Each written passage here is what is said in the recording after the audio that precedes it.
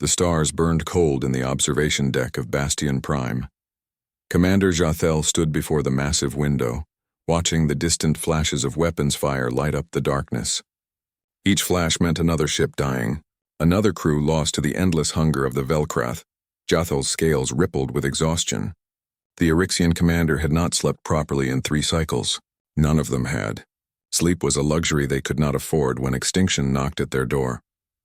"Commander, the Eastern Fleet reports 70% casualties," said Lieutenant Mora, her voice trembling. The young officer's feathers were gray with stress. "They're requesting permission to retreat." "Granted," Jathel said quietly. There was no point in throwing more lives away. The Velkrath would take the eastern sector regardless. They always did. The war had lasted 47 cycles. 47 long years of watching the Galactic Concordat slowly die. 12 species had stood together when the Velkrath first appeared at the edge of known space. Proud civilizations with millions of years of history. Now they huddled behind the walls of Bastion Prime, their last fortress waiting for the end. Jathel remembered the beginning. The Velkrath had seemed like any other threat. Aggressive, yes, but manageable. The Concordat had faced hostile species before. They had always found diplomatic solutions or, when necessary, defended themselves successfully. But the Velkrath were different. They did not negotiate. They did not want territory or resources in the traditional sense. They wanted everything. Every world they touched became part of their swarm. Every creature consumed fed their endless hunger. The Velkrath were not an army.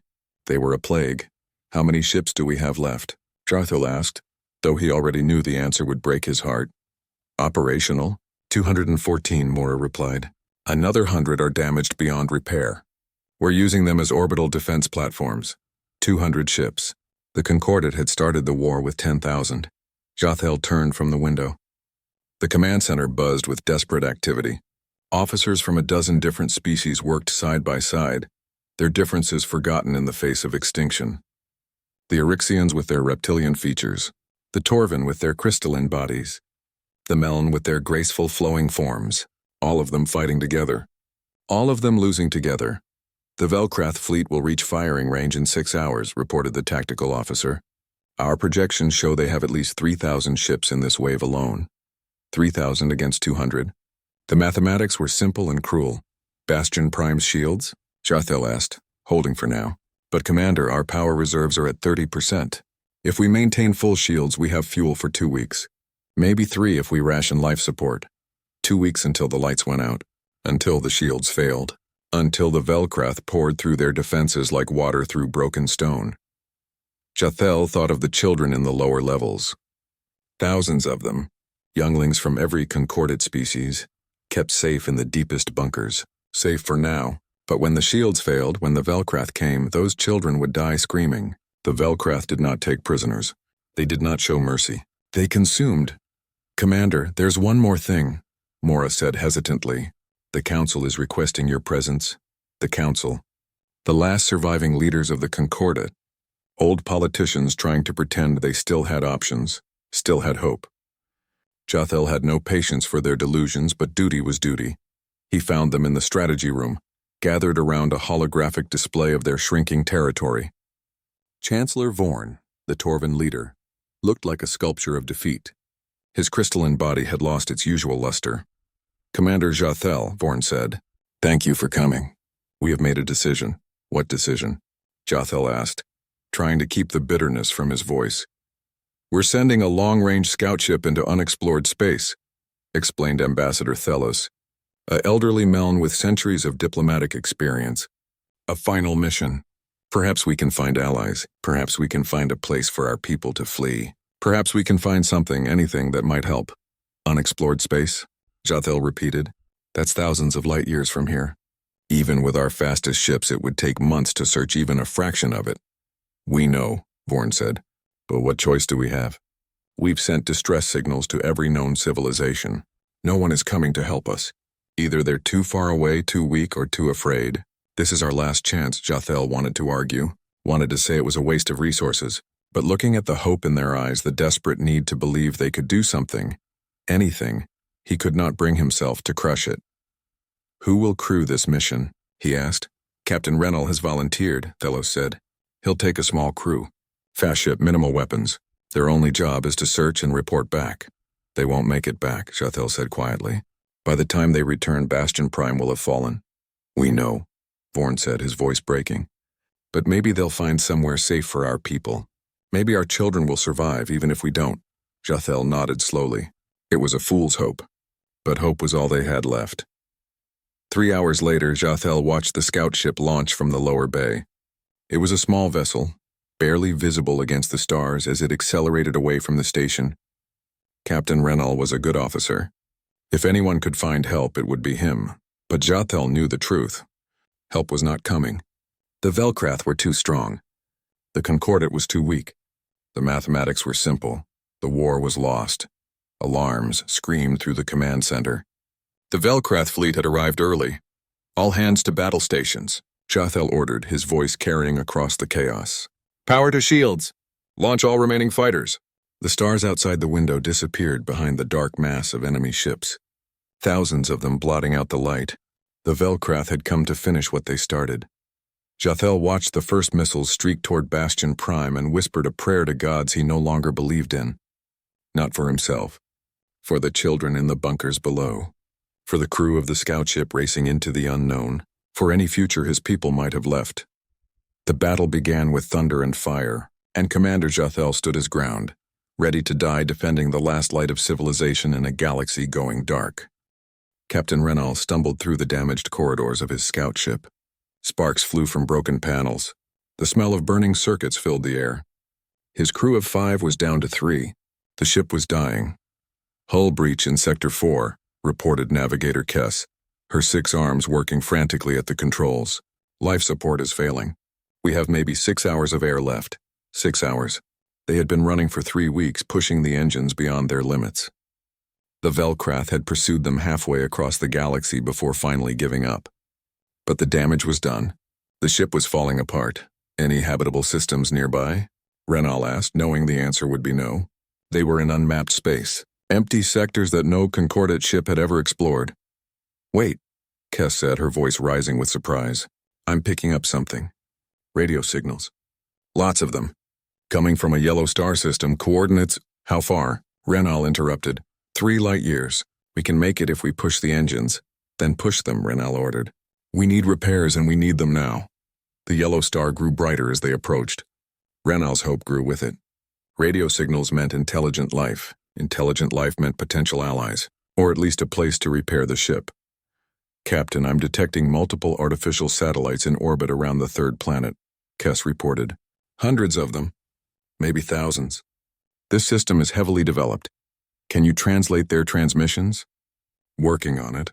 The language is unknown, but, Captain, I'm picking up military frequencies, active scanning systems. They know we're here. Before Rennell could respond, proximity alarm screamed. 6 warships appeared from behind the system's asteroid belt, moving at incredible speed. They were smaller than Concordat vessels, but moved with aggressive precision. They're hailing us, said Communications Officer Talvin, audio only. I can't understand the language. Send them everything we have, Rennell ordered. Concordat first contact protocols. Universal peace gestures, mathematical sequences, anything that shows we're not hostile. The alien ships maintained their distance but did not fire. Minutes stretched like hours. Then Talvin's console lit up with an incoming transmission. Captain, they're responding and they're using our language. They decoded it already, a voice came through the speakers. The words were strangely accented but understandable. Unknown vessel, this is Admiral Sarah Chen of the United Earth Defense Fleet. You are damaged and represent no immediate threat. We are prepared to offer assistance. Do you require aid? Rennell felt his knees weaken with relief. Yes, he said. We require aid urgently. We are refugees from the Galactic Concordat. We are at war. Our people are dying. There was a pause. Then the human voice returned, harder now. Who are you at war with? The Velkrath swarm. They have destroyed our civilization. We have weeks, perhaps days, before our last stronghold falls. We came searching for allies or refuge for our survivors. Another pause. Longer this time. Rennell could almost feel the humans discussing among themselves, making decisions that would determine the fate of his people. Captain Rennell, Admiral Chen said, we're bringing you aboard our carrier. Medical teams are standing by. We need to talk. The humans' flagship was enormous.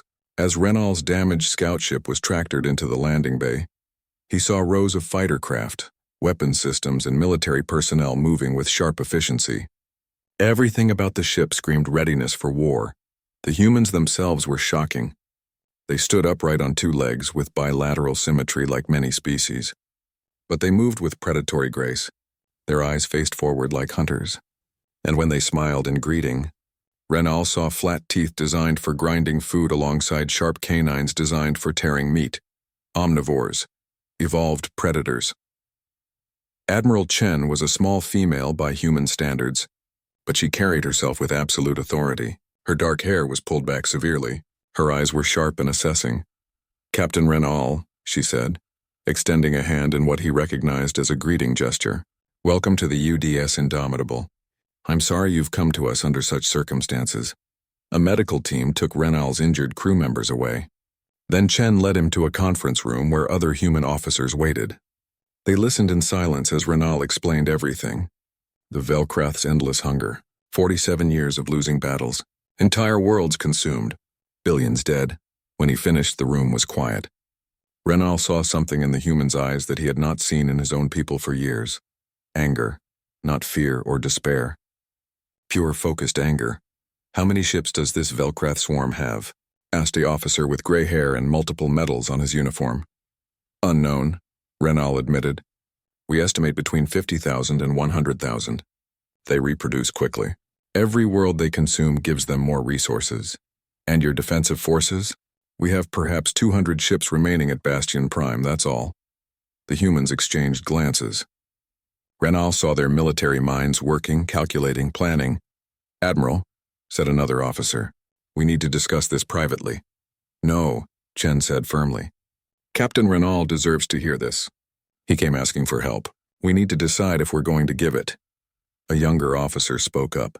"Admiral, with respect, this isn't our fight. We've only had faster-than-light travel for 50 years. We're still exploring our local cluster. Getting involved in an interstellar war across the galaxy could be suicide." "Could be," Chen agreed. "But we're being asked to help stop a species that consumes everything in its path. If we ignore this, how long before the Velkrath reach our space?" "Decades. Maybe centuries, or maybe years," Chen countered. "We don't know how fast they spread. What we do know is that an entire galactic civilization is about to be exterminated, and we have the power to do something about it." The gray-haired officer leaned forward. "Sarah, I know what you're thinking, but we need to consider this carefully. What you're proposing is committing Earth's fleet to a war against an enemy that outnumbers us 200 to 1. "I'm not proposing," Chen said quietly. "I'm telling you what I'm going to recommend to Earth Command. These people need help. We can give it. That's what we do. That's what makes us human." Renal watched in amazement as the humans debated. They spoke of duty and risk, of protecting the innocent and the cost of war. They calculated odds and strategies, but underneath all the military talk, Renal heard something else. Compassion. These fierce predators genuinely cared about the fate of strangers from across the galaxy. "How many ships can you spare?" Chen asked the gray-haired officer. "For an immediate response? 50 capital ships, maybe 100 support vessels. That's without pulling forces from our defensive perimeters." "Make it happen," Chen ordered. "I want an expeditionary force ready to jump in 72 hours. "Admiral," Renal interrupted, his voice shaking. "You don't understand. 50 ships won't be enough. The Velkrath will destroy you," Chen smiled.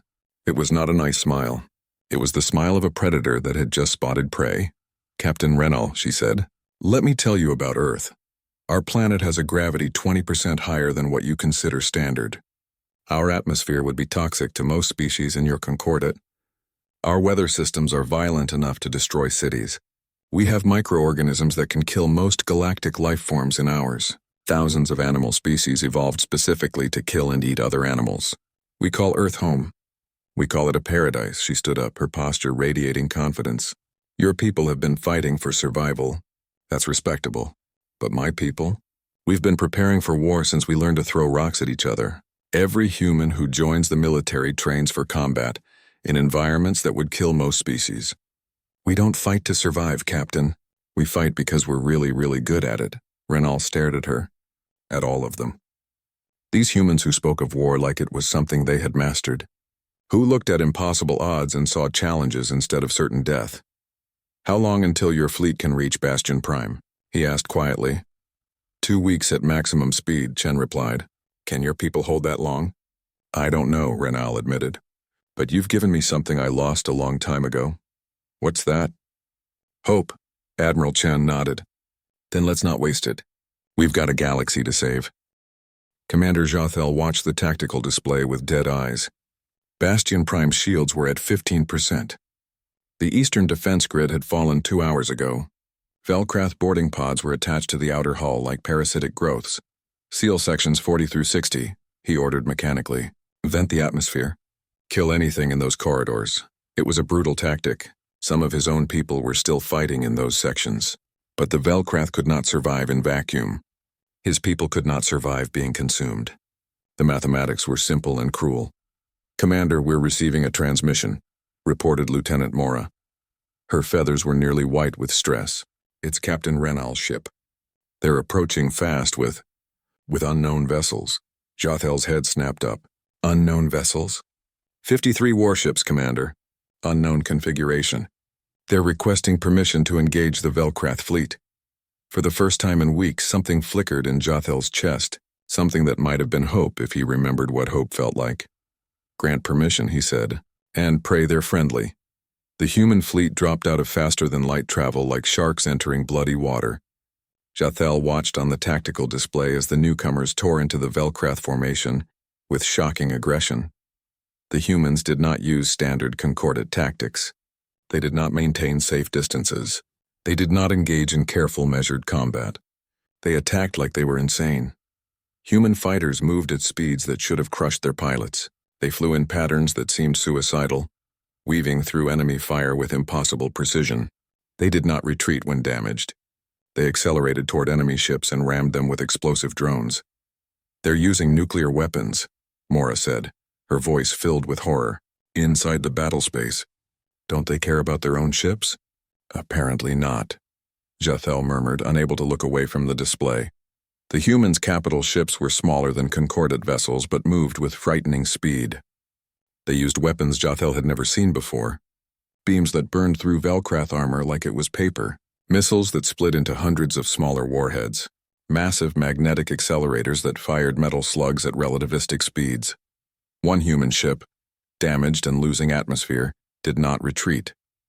Instead, it accelerated directly into a Velcrath cruiser 3 times its size. The resulting explosion destroyed both vessels and crippled 2 more enemy ships nearby. Crazy, whispered one of the bridge officers. They're absolutely crazy, but it was working. The Velcrath fleet, which had been pressing its advantage against Bastion Prime, was suddenly in chaos. The Velcrath were used to prey that ran or defended desperately. They were not used to prey that hunted them back. Commander, the humans are requesting docking permission, Mora reported. They want to send boarding teams to help clear the Velcrath from our outer sections. Boarding teams? Jothel repeated. They want to fight the Velcrath hand-to-hand. That's what they're saying. No species in the Concordate fought the Velcrath in close combat. The Velcrath were too fast, too strong, too numerous. Boarding actions meant certain death. Tell them. Jothel paused. Tell them permission granted. And may their gods protect them. 30 minutes later, Jothel stood in the command center watching video feeds from the outer sections. What he saw would haunt him forever. Human Marines moved through the corridors in coordinated teams. They wore armored suits that enhanced their already frightening strength. They carried weapons that seemed designed specifically to cause maximum destruction in close quarters. The first contact with the Velcrath happened in Section 45. A dozen Velcrath warriors, each the size of a small vehicle with razor-sharp claws and armored carapaces, charged down a corridor toward 4 human Marines. Jothel expected the humans to retreat or die. Instead, they advanced. The lead human fired something called a shotgun. The blast tore the first Velcrath apart. The second human threw a grenade that exploded with fire hot enough to melt metal. The third and fourth humans opened fire with automatic weapons, their bullets punching through Velcrath armor. When the Velcrath closed to melee range, the humans did not panic. One of them drew a knife, a simple blade, and stabbed it through a Velcrath's eye socket. Another human grabbed a Velcrath warrior and broke its neck with enhanced strength from his armor. One of the humans was wounded, his armor torn open by Velcrath claws. He did not cry out. He did not retreat. He pulled out a pistol with his offhand and kept fighting until his team could pull him back. "They're winning," Morris said in disbelief. "They're actually winning." Across the station, human teams pushed the Velcrath back. They cleared sections that Jothel had given up as lost. They fought in environments that should have killed them. Zero gravity, toxic atmospheres, rooms with hull breaches open to vacuum. In one section, a single human marine named Rodriguez found himself surrounded by Velcrath after his team was cut off. He was wounded, low on ammunition. The video feed showed him standing alone against 8 Velcrath warriors. He did not surrender. He did not beg for mercy. He smiled, actually smiled. Then he activated his armor's self-destruct and charged into the middle of the Velcrath group. The explosion killed him and all 8 Velcrath. It also sealed a hull breach that had threatened to vent an entire residential section where civilian refugees were sheltering. Jothel had to sit down. His legs would not support him anymore. "What are they?" he whispered. Admiral Chen's voice came over the communication channel. "Commander Jothel, this is Admiral Chen. We've cleared your outer sections. The Velcrath are retreating, requesting permission to come aboard and coordinate our next move." Jothel granted permission numbly. He met Chen in the command center 20 minutes later. The human admiral was smaller than most of his bridge crew, but everyone instinctively gave her space. She radiated danger. "Commander," Chen said, extending her hand. Jothel had learned this was a human greeting. He touched her hand carefully. Her grip was firm, strong. "We've pushed the Velcrath back, but this is just one battle. Captain Renal tells me you've been at war for 47 years. "Yes," Jothel said. 47 years of losing. Until today. What you did out there, I've never seen anything like it." "We fight differently than you," Chen agreed. "We evolved on what you would call a death world. Everything on Earth tried to kill us. We learned to kill it back. We learned to adapt, to improvise, to keep fighting even when the odds say we should give up." "You're Marine," Jothel said quietly. "Rodriguez, he sacrificed himself." "He did," Chen said, and for a moment her expression softened. "He saved 300 civilian lives." "He died doing his duty. We'll remember him. Your people seem to welcome death." "No," Chen corrected. "We accept it. There's a difference. We know that some things are worth dying for. Protecting innocent lives is one of them. Freedom is another. We didn't come to your galaxy to die, Commander. We came to win." Over the next several hours, human engineers helped repair Bastion Prime's critical systems. Human medical teams treated wounded Concordat personnel with careful efficiency. Human soldiers taught Concordat defenders new tactics for fighting the Velcrath. Jothel watched it all in amazement. The humans moved with purpose. They did not complain. They did not question orders. They simply did what needed to be done. That night, or what passed for night on a space station, Jothel found himself in the officers' mess sharing a meal with Admiral Chen. The human food was bland to his taste, but Chen ate it without complaint. "Why did you come?" Jothel asked. "You could have ignored our distress call. You could have stayed safe in your own space." Chen looked at him with those forward-facing predator eyes. "Because you asked for help," she said simply. "Because there are children on this station who deserve to grow up.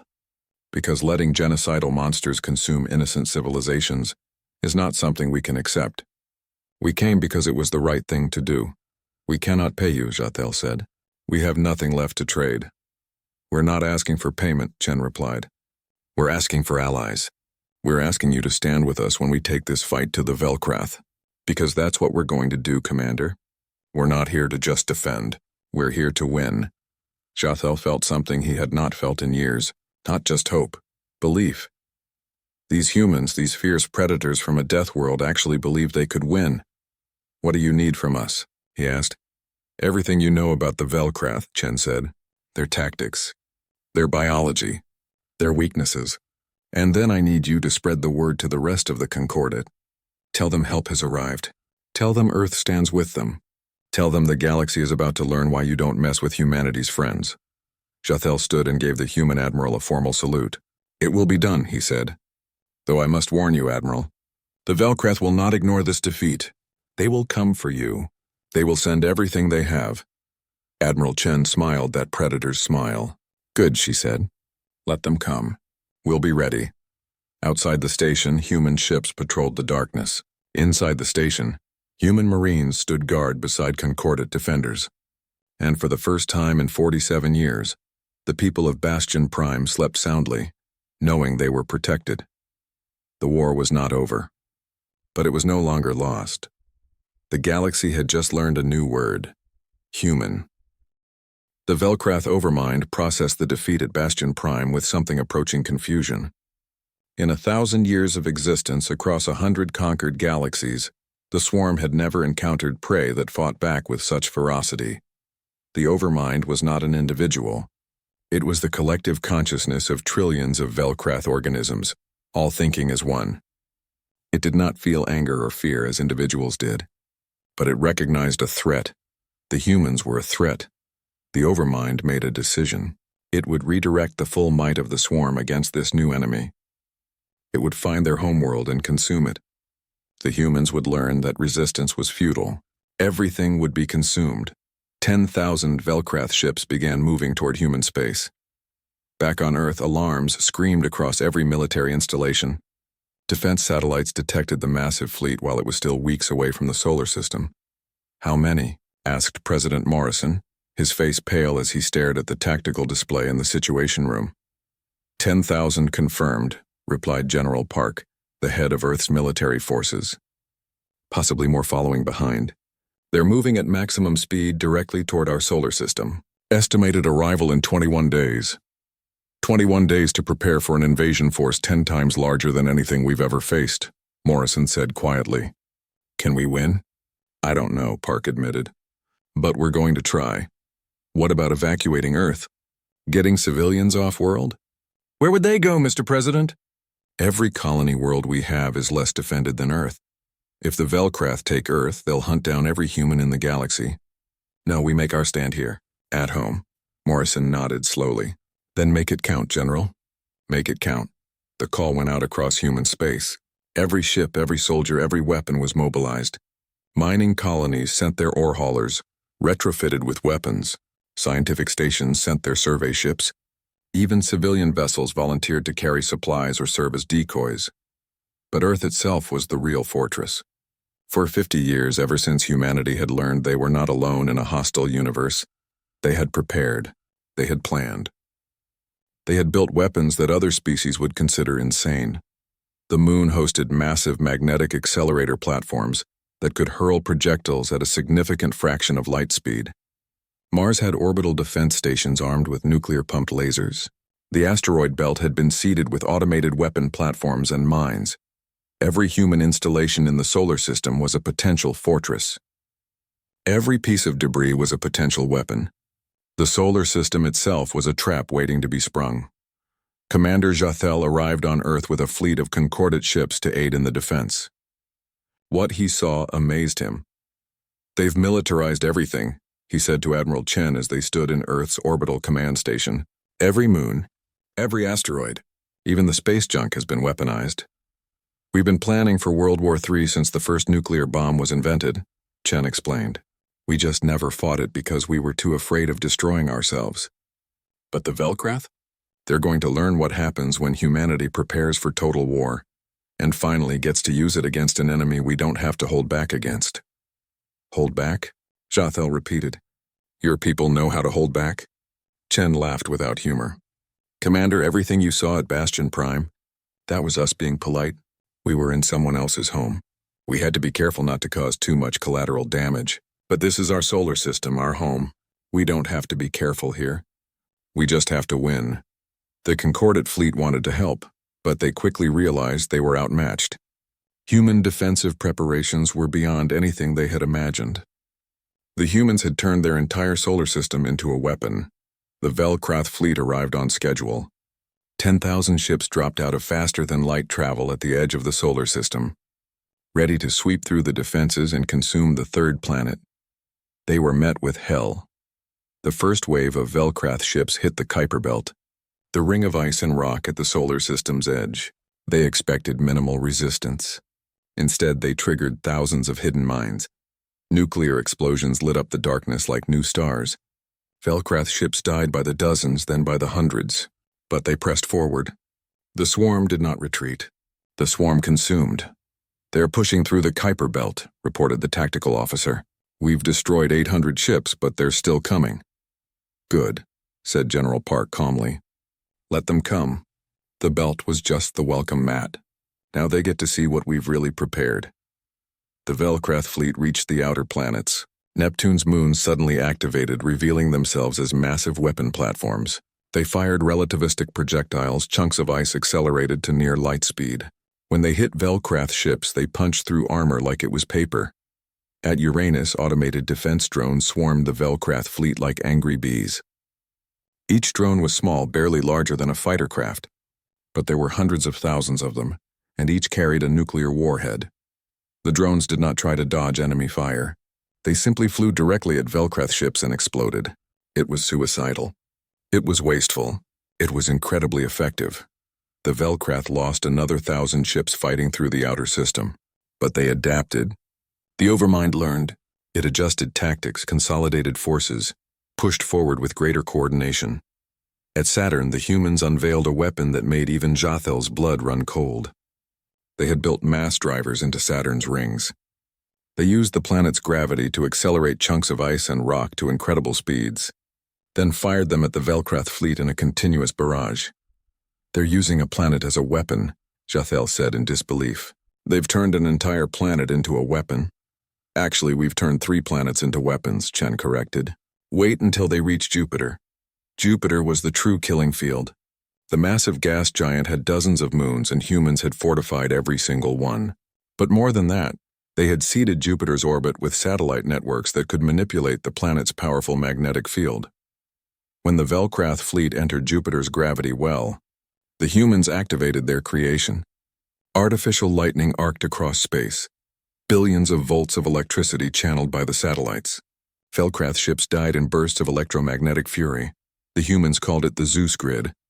It was a weapon that turned an entire planet's natural power into a defensive tool. "How?" Jothel asked. "How did you build all this?" "Fear," Chen replied simply. "We were afraid of each other for centuries. Afraid of nuclear war. Afraid of extinction. We built weapons to destroy ourselves. When we learned about the greater galaxy, we just redirected that fear outward. Everything we would have used against each other we saved for external threats." The Velkrath pressed on. They had lost half their fleet, but the Overmind did not care about losses. It cared about consuming, about winning. The remaining 5,000 ships pushed past Jupiter toward the inner system. At Mars, the Concordate fleet made its stand alongside human defenders. Jothel commanded his ships personally, using tactics he had learned from watching the humans fight. Be aggressive. Accept casualties. Never give the enemy time to adapt. The battle at Mars lasted 3 days. It was brutal. Ships burned. Marines boarded enemy vessels and fought in corridors slick with blood. Stations were destroyed. Moons were scarred with weapons fire. Jothel himself led a boarding action against a Velkrath command ship. He fought alongside human Marines, and he finally understood what made them so dangerous. They never stopped. Even wounded, even dying, they kept fighting. One human soldier, her name was Jackson, took a Velkrath claw through her shoulder. She screamed in pain but did not fall. Instead, she grabbed the Velkrath warrior and triggered an explosive charge on her armor. Both of them died in the blast, but Jackson's squad survived. "They don't fear death," Jothel said later, his voice shaking. "They accept it as part of the cost." "Everyone dies eventually," Chen replied. "Humans just choose to make our deaths mean something." The Velkrath broke through the Mars defense line with 3,000 ships remaining. Earth was next. The final battle approached. Admiral Chen stood in the command center and looked at the tactical display. 3,000 Velkrath ships against Earth's final defensive ring. The odds were still against them. "All ships, all stations, all forces," she broadcast on every channel. "This is Admiral Chen. The enemy is at our doorstep. They think they can take our home. They think they can consume our world and destroy our civilization. They think we're prey." She paused, letting the silence build. "They're wrong. We are Earth, we are humanity. We have fought and died for this planet for millions of years. We have survived ice ages and asteroid impacts. We have survived plagues and wars. We have survived everything the universe threw at us, and we are not stopping now. All ships advance, all weapons free.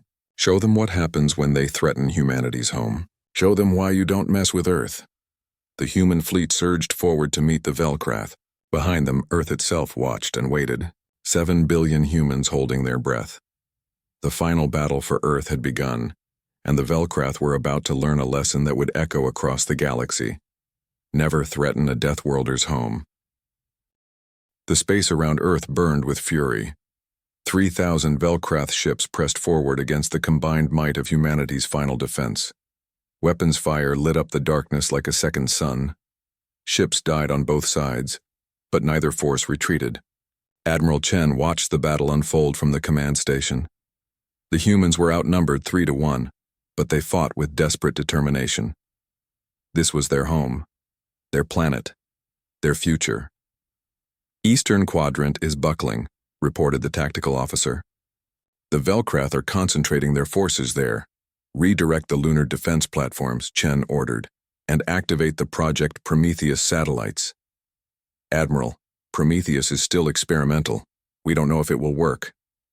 Then we're about to find out, Chen replied coldly. Project Prometheus was humanity's secret weapon, a network of satellites equipped with experimental antimatter containment systems. Each satellite held enough antimatter to power a small city or destroy a fleet of ships. The scientists had said it was too dangerous. The politicians had said it was too expensive. The military had built it anyway. The Prometheus satellites moved into position around the concentrated Velcrath formation. Then they released their payloads. Antimatter met matter in the most violent reaction physics allowed. The resulting explosions were bright enough to be seen from Earth's surface. 400 Velcrath ships simply ceased to exist, vaporized in an instant. Even the ships on the edge of the blast were crippled by the radiation and electromagnetic pulse. Prometheus network depleted, reported the officer. But it worked. It actually worked. Of course it worked, Chen said. Human weapons always work when we need them to. Now push forward while they're disorganized. The human fleet surged ahead. On Earth below, billions of humans watched the battle on screens and displays. They saw their defenders fighting. They saw ships dying. They saw the price of freedom written in fire across the sky. In the refugee shelters, concordate civilians who had fled to Earth watched alongside humans. They saw a species that refused to surrender, that refused to accept defeat, that fought with everything they had because their home was worth dying for. Commander Jathel commanded his small concordate fleet from the bridge of his flagship. He had learned to fight like the humans now, aggressively, accepting risk, focusing on destruction rather than preservation. His ship shuddered as enemy fire struck the shields. Hull breach on Deck 4, his crew reported. Shields at 30%. Keep firing, Jathel ordered. Target their command ships, take them out. A Velcrath cruiser loomed ahead. Jathel did something he never would have considered before meeting the humans. He rammed it. His ship was faster and more maneuverable. He accelerated to maximum speed and struck the enemy vessel broadside. Both ships were crippled in the collision. But Jathel had already ordered evacuation pods launched. His crew escaped while the two ships tumbled through space, locked together. Then the Velcrath cruiser's power core went critical and exploded, taking both vessels with it. Jathel floated in his evacuation pod, watching the destruction. A human rescue ship picked him up within minutes. That was either very brave or very stupid, Commander, said the human pilot as she brought him aboard. I learned it from watching humans, Jathel replied. The pilot laughed. Then it was probably both. The battle raged for 6 hours. The Velcrath kept pressing forward, but they were bleeding ships with every kilometer. The humans had turned their entire solar system into a maze of death, and the Velcrath were paying the price. The moon's defense platforms fired continuously, their magnetic accelerators hurling projectiles at relativistic speeds. Earth's orbital stations unleashed missile swarms that darkened space. Fighter squadrons from Earth's surface engaged Velcrath attack craft in thousands of individual duels. One human pilot, callsign Raptor 7, ran out of missiles and ammunition. But she did not return to base. Instead, she flew her damaged fighter directly into a Velcrath carrier's launch bay and ejected at the last moment. Her fighter exploded, inside the carrier, triggering a chain reaction that destroyed the massive ship from within. The rescue teams found her 3 hours later, alive in her emergency suit, laughing hysterically about the expression the Velkrath must have had when they saw her coming. The Velkrath overmind realized it was losing. The prey was not behaving like prey. The prey was fighting like a predator. More than that, the prey was winning. The overmind made a decision. It would commit everything. All remaining ships would focus on a single point. They would break through the defenses and reach the planet's surface. Once on the surface, the swarm could consume and reproduce. The battle could still be won. 2,000 Velkrath ships suddenly concentrated into a single formation and dove toward Earth. They abandoned all tactics except overwhelming force. They took terrible casualties, but they pressed forward through the human defenses like a battering ram through a wall.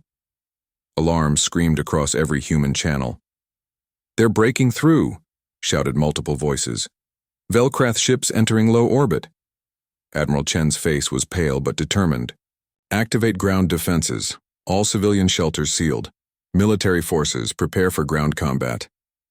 But before the Velkrath could begin landing troops, something unexpected happened. Human scientists had been studying captured Velkrath technology for weeks. They had learned how the swarm communicated, how they coordinated. They had found the frequency the overmind used to control its forces, and they had built a virus, not a biological virus, a digital one, a piece of malicious code designed to infiltrate the Velkrath communication network and cause chaos.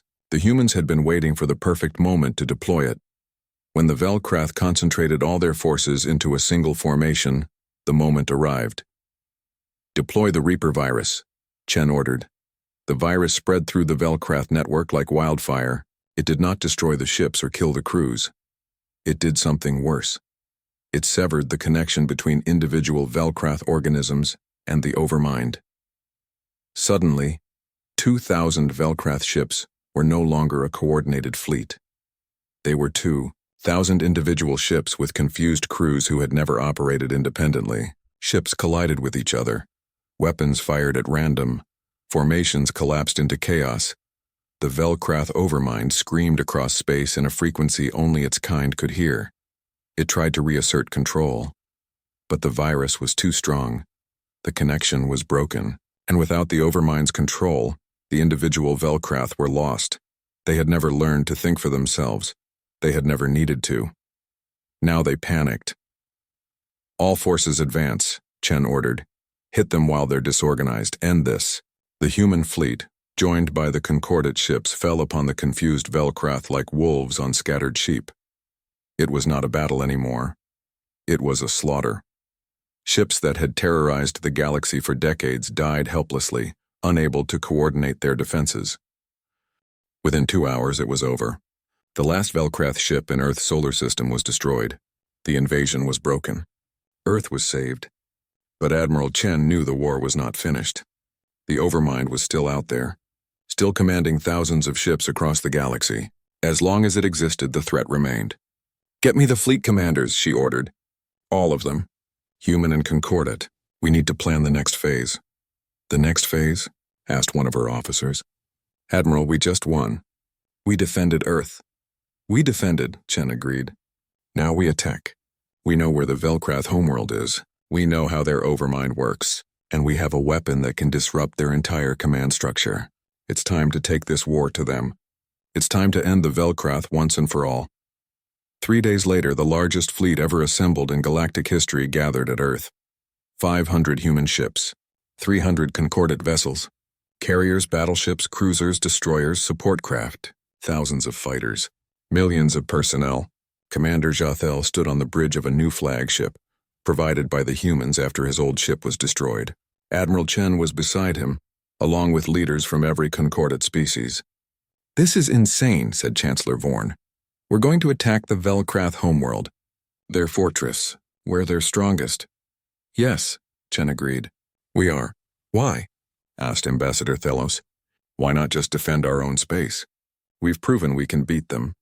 "Because defense is not enough," Chen replied. "As long as the overmind exists, the Velkrath will keep coming. They'll rebuild. They'll adapt. They'll return stronger. The only way to end this war is to destroy the Overmind itself, to burn the Velcrath homeworld down to bedrock and make sure they can never threaten anyone again. Jathel looked at the human admiral with new understanding. The humans were not just warriors.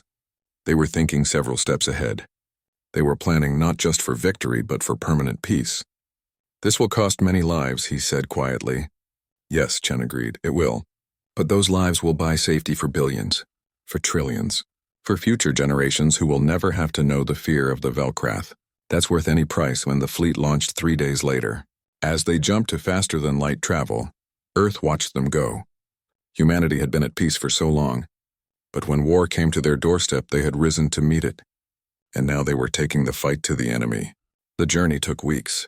The fleet fought through Velcrath territory, destroying enemy outposts and supply lines. They rescued concordate survivors from conquered worlds. They freed species that had been enslaved by the swarm. Word spread across the galaxy. The humans were coming. The Deathworlders were at war, and the Velcrath were learning what it meant to be prey. Finally, they reached it. The Velcrath homeworld, a dark planet orbiting a dying red star. It was protected by thousands of ships, orbital fortresses, weapon platforms, everything the swarm had built to protect its heart. It's a fortress, breathed one of the concordate commanders. We'll never break through. We'll break through, Chen said with absolute certainty. Because we're human, and we don't know how to quit. The final battle began. It lasted 3 days. The fighting was apocalyptic. Ships burned. Stations fell. The darkness of space was lit by constant weapons fire. Human marines fought their way through Velcrath fortresses, clearing them room by room. Concordate forces learned to fight with human aggression, finding courage they did not know they possessed. Together, they pushed forward. Jarthel led a ground assault team to the planet's surface. They fought through Velcrath warriors by the thousands. They pushed deeper into the swarm's nest, seeking the heart of the Overmind. A human marine named William saved Jathel's life during the assault. A Velcrath warrior had Jathel pinned, its claws descending toward his throat. Williams tackled the creature from the side, fighting it hand-to-hand despite being smaller and weaker. Why? Jathel asked later, after they had killed the creature together. Why risk your life for me? Williams looked at him with those predator eyes and smiled. Because you're one of us now, he said. You fight like a human. Your pack. We protect our pack. They reached the Overmind sanctum at last. It was a massive organic structure, pulsing with alien life. The heart of the swarm. The consciousness that had directed genocide across 1,000 worlds. Admiral Chen herself was there, having fought her way down from orbit.